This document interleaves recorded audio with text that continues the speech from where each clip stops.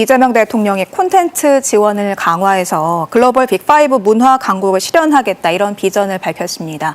이런 비전을 내놓은 배경과 의미 어떻게 좀 정리할 수 있을까요? 네, 그 대통령께서 발표하신 문화 공약 중에 아주 눈에 띄는 것은 K컬처 300조 원 시대를 열겠다라고 하셨던데요. 이미 사실은 한국은 K컬처의 문화 강국이라고 볼 수 있는데요.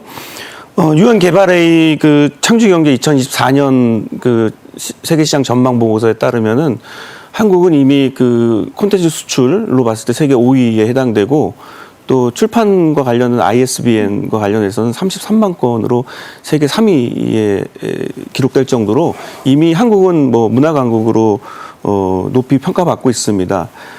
그렇지만 또 한국의 새로운 문화 정책과 새로운 국가의 그 정책 제안들이 잘 마련이 된다고 한다면은 지금 그 한국의 수출이 2023년으로 봤을 때는 콘텐츠가 153조 원이거든요. 네. 5년 안에 저는 300조 원을 충분히 달성할 수 있을 거라고 생각하고요. 그건 아마도 우리 K 콘텐츠가 갖고 있는 시장의 잠재력 때문이 아닌가 싶습니다. 그리고 뭐 콘텐츠 세계 시장은 미국이 압도적으로 1위입니다. 거의 40% 이상을 차지하고 있지만 일본이나 중국, 뭐 영국, 프랑스 같은 2위권 이후의 국가들의 그 비율은 그렇게 높지가 않습니다. 그래서 우리가 잘만 하면은 세계 5대 소프트 문화 강국뿐만 아니라 일본을 제치고 세계 2위까지도 갈 수 있지 않을까 이렇게 전망해 볼 수 있겠습니다. 네. 관련해서 문화 재정을 대폭 확대하겠다 이런 공약도 내세웠습니다. 이걸 통해서 창작 환경을 개선하고 또 인프라를 구축하는 데 투자하겠다 이렇게 밝혔는데 구체적으로 어떤 내용이 담겨 있는지 좀 설명을 해주시죠. 네, 올해 문체부의 그 문화예산 총 7조 한 600억 좀 됩니다. 한 1% 조금 넘는 수치가 되는데요. 이재명 대통령 후보 시절 때부터 문화예산을 대폭 늘리겠다라고 이렇게 말씀해 주셨고 아마 재임 기간 5년 이후에 되게 되면은 한 2% 이상의 문화예산이 아마 역대 최초로 아마 달성되지 않을까 생각을 합니다.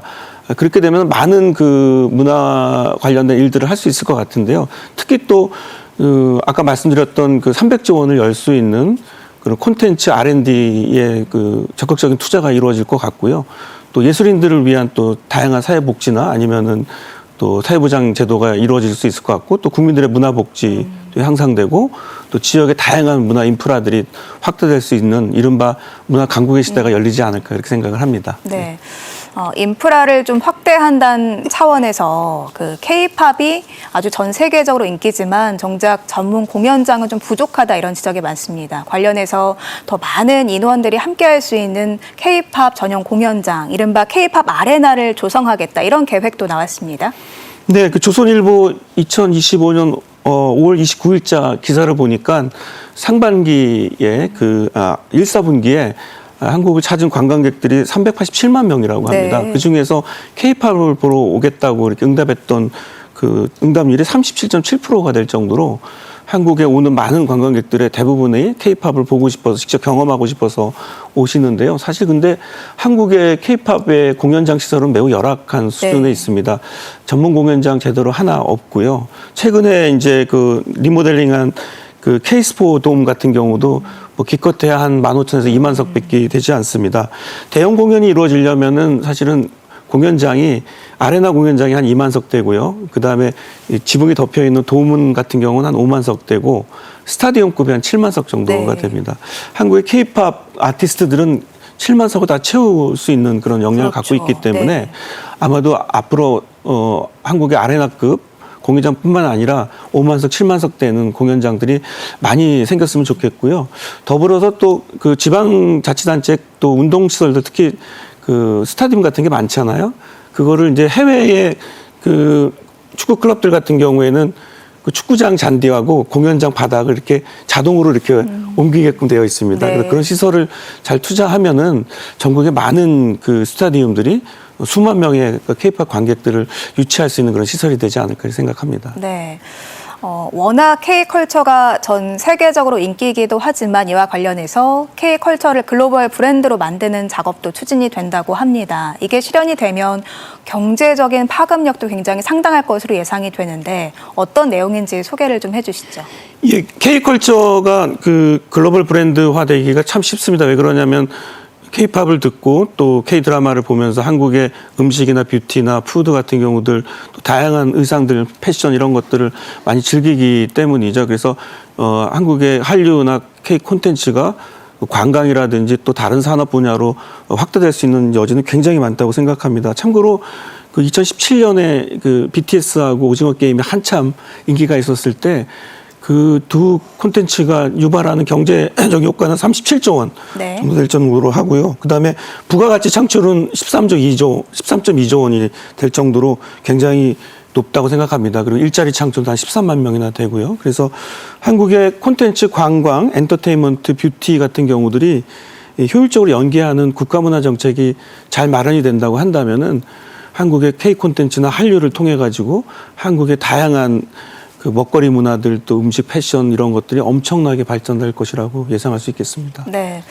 또 투자 활성화를 위해서 콘텐츠 제작비에 대한 세액공제 확대도 추진이 된다고 합니다. 그런데 콘텐츠마다 그 형태가 다양하잖아요. 그런 만큼 좀 다양한 방식에 잘 맞는 지원 방식 필요할 것으로 보이는데 어떤 방향이 좀 맞다고 보시는지요?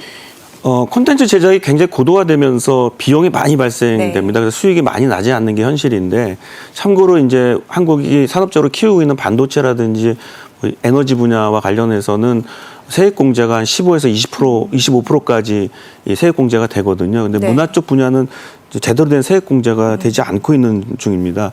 그래서 특히 또 공연이라든지 음반이라든지 또 이런 분야에 또 부가세 같은 경우도 면세될 필요가 있고, 게임과 관련된 그 개발과 관련된 제작비가 많이 듭니다. 네. 거기에 대한 세액 공제가 이루어지면 너무 좋을 것 같고요. 또 게임 같은 경우는 해외에서 수출을 많이 하기 때문에 해외에서 법인세를 이미 내고 있습니다. 근데 또 한국에서 이중으로 과세되는 경우가 많기 때문에 그런 부분들, 또 웹툰과 관련된 제작들에 들어가는 비용들을 이제 좀 세액 감면을 해주게 되면 아마 한국의 콘텐츠 산업들이 굉장히 큰 이득을 볼 수 있지 않을까 그렇게 생각해 봅니다. 네. 또 이 콘텐츠를 담을 플랫폼을 키우는 것도 굉장히 중요한 문제인데 관련해서 KOTT를 육성하겠다. 이것도 공약의 중요한 한 축이었던 것 같습니다. 주요 계획은 어떤 방향성을 담고 있는지도 설명 부탁드리겠습니다. 네, 그 넷플릭스가 2014년 기준으로 거의 9천억의 매출을 발생했고 수익도 굉장히 한 170억 규모로 냈어요. 근데 네. 한국의 대표적인 OTT라고 할 수 있는 티빙이나 웨이브 같은 경우는 작년 기준으로 710억과 277억의 손실을 낼 정도로 아직까지는 한국의 OTT가 제대로 발전하지 못하고 있는 것 같아요. 그래서 한국의 그 콘텐츠 R&D 같은 경우들의 예산이 많이 투여된다고 한다면은 한국형 OTT가 글로벌 스탠다드에 맞게 연구 개발할 수 있는 지원을 받게 됩니다. 그렇게 되면은 아마 10년, 20년 후에 한국의 OTT가 넷플릭스나 뭐 유튜브 같은 식의 새로운 미디어 플랫폼을 주도할 수 있게 된다면은 한국의 콘텐츠가 생산력도 좋고 유통량도 글로벌하게 확보되게 된다면 아까 말씀드렸던 그 300조 원의 시대에 여는 거는 그렇게 큰 어려움이 없지 않을까 그렇게 생각을 해봅니다. 예. 네.